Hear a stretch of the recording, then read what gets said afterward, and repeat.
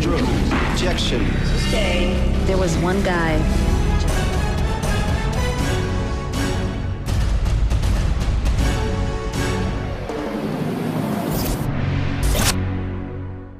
Break के बाद दोबारा हाजिर हैं और अपनी गुफ्तगू को राना साहब से आगे बढ़ाते हैं। जी राना साहब, आप फरमाएं, आप कुछ लॉ के बारे से बता रहे थे। जी, तो ये देखें बेसिक एक तो सबसे बड़ा जो तशद्दुद है, जिसे हम साइकोलॉजिकल तशद्दुद कहते हैं, बीवी को टॉर्चर करना कि आप उसके सामने दूसरी औरतों को ला रहे हैं, आप उसके सामने अपने बहन भाइयों को कह रहे हैं तुम माफ़ी मांगो मेरे बहन भाइयों से। ये जो वाक़यात हैं ये भी तशद्दुद से बढ़कर हैं, और ये तशद्दुद वो अंदर ही अंदर खोली के रिपोर्ट भी नहीं कर सकती। तो हमें जब तक हम साइकोलॉजिकल वायलेंस को और हम सोशल वायलेंस को कॉग्निजेबल नहीं बनाएंगे, काबिल दरअंदाजी पुलिस नहीं बनाएंगे, हमारी औरतें MLOs के चक्कर लगाती रहेंगी। आप इसका अंदाज़ा लगा लें कि पूरी कराची की 2 करोड़ आबादी है, 51% पॉपुलेशन आपकी खातून है, आपके पास टोटल 84 MLO हैं, सिर्फ 3 अस्पताल हैं, अब्बासी, जिना, सिविल। सचल थाने में एक औरत पिटती है, वहाँ पे वो जाके पिटती है, वहाँ पे सफूरा गोट में, वो 40 किलोमीटर दूर जाके अपनी MLO के लिए पहले धक्के खाएगी, फिर MLO खातून साहिबा ऑन कॉल हैं। ये कौन सा दुनिया का माशरा है जिसमें हमारे जो बैठे हैं बड़े बड़े पॉलिसी मेकर हेल्थ के, उनको सोचना चाहिए कि एक औरत के सुबह से बैठी हुई है और ऑन कॉल का इंतजार कर रही है कि वो ऑन कॉल आएंगी नवाबजादी साहिबा, और वो ऑन कॉल आके उनका मूड अच्छा होगा तो वो केमिकल कपड़ों के एग्जामिनेशन करेंगी। इस वजह से प्रोसिक्यूशन सही नहीं होती और इन्वेस्टिगेशन सही नहीं होती। जब ये सही नहीं होती तो लोग फिर अदालतों पर शिकवा करते हैं, जी अदालत से तो मुजरिम छूट जाता है। छूट इसलिए जाता है कि बेसिक हमने अपने जो ज़ाब्ता फौजदारी है उसके अंदर और पाकिस्तान पीनल कोड के अंदर जब तक हम ये नीचे ग्रास रूट लेवल पे थाने की सतह पर चेंजेस नहीं लेके आएंगे, क्योंकि 110 थाने हैं, उसके लिए क्या करेंगे 3 हॉस्पिटल, आपके दूसरे हॉस्पिटल को भी इख्तियार होना चाहिए कि ML वो काट सकें। लेकिन एक बात ये बताएं, ख़ास तौर से जो आपके रिलेटेड है, जो रेप के केसेस में जो ख़वातीन थाने जाती हैं तो वो तो खुद पुलिस के तशद्दुद का निशाना बनती हैं। पहले पुलिस वालों को खुश करती हैं तो आगे ML बनती है उनकी। देखिए, इसमें ये हमारे एस्टिमेट्स कुछ ऐसे हैं कि 60 से 70% केसेस जिनसी तशद्दुद के वो रिपोर्ट होते ही नहीं हैं सिरे से। वो कहीं ना तो मेडिको लीगल ऑफिसर के पास जाते हैं, आपके जो गवर्नमेंट अस्पताल हैं यहाँ, ना वो थानों पे जाते हैं। और अगर वो किसी तरह से हिम्मत करके पहुँच भी गए थाने तो उनको जिस तरह की बातें वहाँ सुननी पड़ती हैं। अब आपका जो CRPC है वो ये कहता है कि ये हर सिटीज़न का, हर शहरी का बुनियादी हक़ है कि अगर वो पुलिस के पास जाता है किसी चीज़ की इत्तला लेके या किसी भी उसके साथ अगर कोई तशद्दुद हुआ हो या नाइंसाफ़ी हुई हो, उसकी रिपोर्ट लिखाने। इस पे CRPC पे कोई 2 ओपिनियन नहीं है, एक ही चीज़ है और वो बहुत वाज़ेह है इस बात पे। लेकिन और उसके बाद वो जो भी इंक्वायरी उसको करनी है वो पहले तो रिपोर्ट करेगा, रजिस्टर करेगा उसकी FIR, फिर वो इंक्वायरी या इन्वेस्टिगेट करेगा। इसके बावजूद एक ऐड करूं कि 10-10 रजिस्टर थाने में रखे हुए हैं। ये रोजनामचा क्या चीज है? रोजनामचा ये क्या चीज है? देखें, अगर सबसे बड़ी बात है, एक डिक्टेटर जो था अयूब खान, वो कानून ले आया और उसको कह दिया इस्लामिक फैमिली लॉस। जी हाँ, ये डिक्टेटर के कानून कब से इस्लामी आई? आप जब तक अपने इकोनॉमिक सिस्टम में इस्लामिक लॉज नहीं ला सकते, आपके किसी सोशल सिस्टम के वो लॉ जो हैं, आप भले कसास और दियत ऑर्डिनेंस ले आएँ, आप भले उसके अंदर शुजाए खफीफा कह लें, छोटी चोट को उर्दू में कह लें शुजाए खफीफा, शुजाए दामगा, शुजाए फलाना कह लें, तो मगर वो जब तक आप देखें ये आधा तीतर आधा बटेर नहीं होगा कि आपको मशारका मुदारबा और ये सब साथ ही लेके चलने पड़ेंगे। आप एक चीज़ पे लोगों को फोकस करें जिससे आवाम को रिलीफ मिले। वो रिलीफ नहीं मिलेगी, सबसे पहले तो थाने में आप देखें एक विमेन पुलिस स्टेशन मैं कहता हूँ नाकाफ़ी है, 3 है। अब 2 फंक्शनल अगर हम देखें तो वो लोगों को एक ही जो गोरखबिस्तान के पास है वो शारा फैसल वाला है, वैसे 3 और हैं वैसे 3, लेकिन आप उनकी अगर तीनों से डेटा मंगवाएंगे कितनी FIR लॉज हुई हैं तो वो सारा वितर बताएंगे। देखिए उसमें तो ये है ना कि आपकी देखिए अब हुकूमत की तरफ से कहते हैं ना आधे आधे अधूरे काम आपने पुलिस स्टेशन विमेन औरतों के खवातीन के बना लिए हैं जिनका काम ये है। अभी मैं खातून से बात कर रही थी DSP साहिबा से, वो मुझसे कहती हैं कि हमारे पास जो भी केस आता है वो अगर खातून खुद दरख्वास्त दें कि मेरा केस जो है वो ट्रांसफ़र करो विमेन पुलिस स्टेशन में तो वो उधर जाएगा, ये बाय डिफ़ॉल्ट नहीं जाता। जबकि ये बनाया इसलिए गया था कि ये थाने ये कराची में जो कि अब 3 हो गए, पिछले 2009 में ही इनकी तादाद बढ़ाई गई। इनका काम ही ये था कि ये जितने भी ख़वातीन से रिलेटेड केसेस हो रहे हैं, तशद्दुद के हैं, सिविल केसेस हैं, क्रिमिनल केसेस हैं, जैसे भी हैं वो ये हैंडल करेंगी। लेकिन अभी जो मेरी उनसे 1 हफ़्ता पहले मुलाकात हुई, वो कहती नहीं जब तक कि खातून खुद नहीं कहती ये केस ट्रांसफ़र नहीं होता।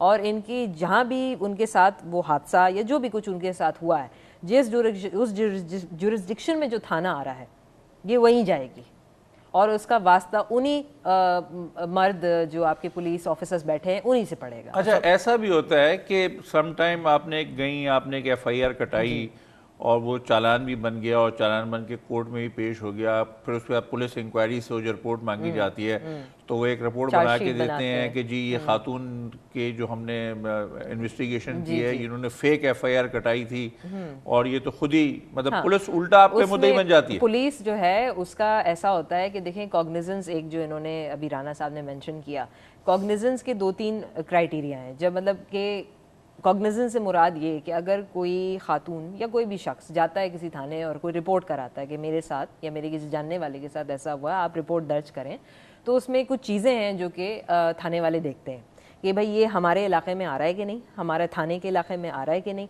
जो ये कह रहा है क्या ये कानूनी तौर पे जुर्म है या इसमें कोई ऐसा मसला है कि हम इसको रजिस्टर करें, इस तरह की कुछ चीज़ें होती हैं।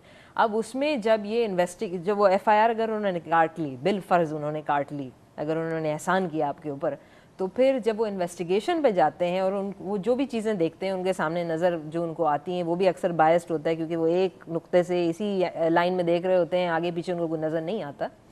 तो ये कि उसमें उनके कुछ अलग अलग क्लासेस हैं।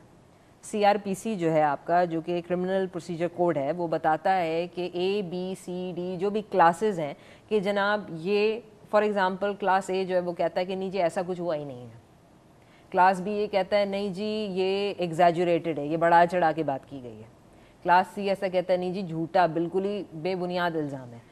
तो होता ये है, जैसे हम लोग वॉर अगेंस्ट रेप जो हम लोग फैक्ट शीट्स जारी करते हैं हर 6 महीने में, हमारे कितने केसेस हुए कराची में, किस नौयत के, ये वो, उसमें हम ये देखते हैं कि FIR कितनी कटी, चालान कितने पेश हुए कोर्ट में।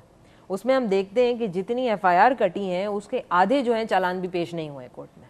वो पुलिस ने क्या किया, ABC क्लास करके उस केस को डिस्पोज ऑफ कर दिया। ये तो क्लास ही खत्म क्यों नहीं की जाता? देखिए एग्जीक्यूटिव को जो पावर है, आप जब तक जुडिशरी को और सेपरेशन ऑफ पावर की जो मेन थ्योरी है उस पर मुकम्मल अमल नहीं करेंगे, आप आधा तीतर आधा बटेर देंगे कि इन्वेस्टिगेशन एक IO की उसको C क्लास कर देती है। वही मैं अर्ज कर रहा हूँ कि एक ASI जिसकी सारी जिंदगी हवलदारी करते गुजर गई, बुढ़ापे में जाके ASI बनता है और वो एक जेन्युइन क्लेम को क्लॉज C डिक्लेयर कर देता है और कोर्ट हमारी मान भी लेती है। और देखें सबसे बड़ी बात कि इसमें जब भी दुनिया में रिपोर्टिंग होती है उसके साथ एक parallel safety, public safety cushions होते हैं जिनको कहते हैं विटनेस प्रोटेक्शन प्रोग्राम। जब पुलिस ऑर्डर 2002 आया तो इसमें ये चीज़ें पब्लिक सेफ्टी कमीशन और ये कम्युनिटी पुलिस सब चीज़ें थी। आपने माशाल्लाह क्या किया कि आपने बजाय उसमें कुछ इस्लाह करने के आप 1929 में चले गए। आपने कहा वो गोरे का निज़ाम सही था जो डंडे से लोगों को हाँकने, हम भी क्यों ना एंजॉय करें पावर को और उसी तरह लोगों को हाँकना शुरू कर दे। इस पे आप देख लें, ना तो मीडिया ने इतना शोर मचाया, ना कोई हमारी सिविल सोसाइटी की तरफ से बड़ी आवाज़ बुलंद हुई। तो इसका मतलब मिनहासुल कौम जो है, हम चीज़ों के बेहिस हो गए हैं। तो चीज़ों को अंग्रेज का कानून क्यों पीट रहे हैं? अंग्रेज के कानून के हमारे यहाँ कानून बनाने वाले नहीं है जी, अपनी जात के लिए तो कानून बन जाते हैं लोगों के। देखिए अंग्रेज, मैं ये समझता हूँ, सॉरी आपकी बात, मैं ये समझता हूँ कि दुनिया के तमाम ममालिक में कानून है, हमारे मुल्क में कवानीन है। हम नेशन नहीं है, हम पॉपुलेशन है, और जब तक हम नेशन नहीं बनेंगे तब तक मुश्किल है। इसी वजह से आपका ये कहा जाता है कि आपका कोर्ट ऑफ लॉ है, कोर्ट ऑफ जस्टिस नहीं है पाकिस्तान में, या मतलब जहाँ भी होता है आपकी जो कवानीन है उनको देखा जाता है, प्रोसीजर्स क्या कहते हैं देखा जाता है। अगर ब्लैक नहीं है तो वाइट है, वाइट नहीं है तो ब्लैक है, ग्रे में जो चीज़ आ रही है वो गई, क्योंकि उस पर या तो कानून आपके पास मौजूद नहीं है या वो ग्रे जो है वो कवानीन में जो छेद हैं उसके थ्रू निकल जाता है। हमारे जैसे राना साहब ने अभी मेंशन किया कि पुलिस ऑर्डर 2002 जो कि बहुत सारी एस्पेक्ट से बहुत बेहतर था, अच्छी चीज़ें उसमें थीं, लेकिन वो एक तो इम्प्लीमेंट नहीं हुआ सही से। दूसरा ये कि इन्होंने बिल्कुल सही बोला कि उसको हमने बजाय ये कि ये हम देखते कि वो उसकी इम्प्लीमेंटेशन कैसे हो, उसको किस तरह से हम मजबूत करें कि उसको आम आदमी को उसका फ़ायदा पहुँचे, हमने कहा कि नहीं भाई ये तो हमारी बस की बात नहीं है, हम ऐसा करते हैं पीछे चले जाते हैं। जो पिछला हमारा लॉ था जो अंग्रेज़ बना के गया था हम उसको वापस ले आते हैं। अब उसमें बहुत सारे मसले मसाइल हैं कि ख़वातीन, क्योंकि हम घरेलू तशद्दुद की बात कर रहे हैं स्पेसिफ़िकली, कि उनको क्या क्या मसाइल होंगे जब वो अपना केस लेके पुलिस के पास पहुंचती हैं।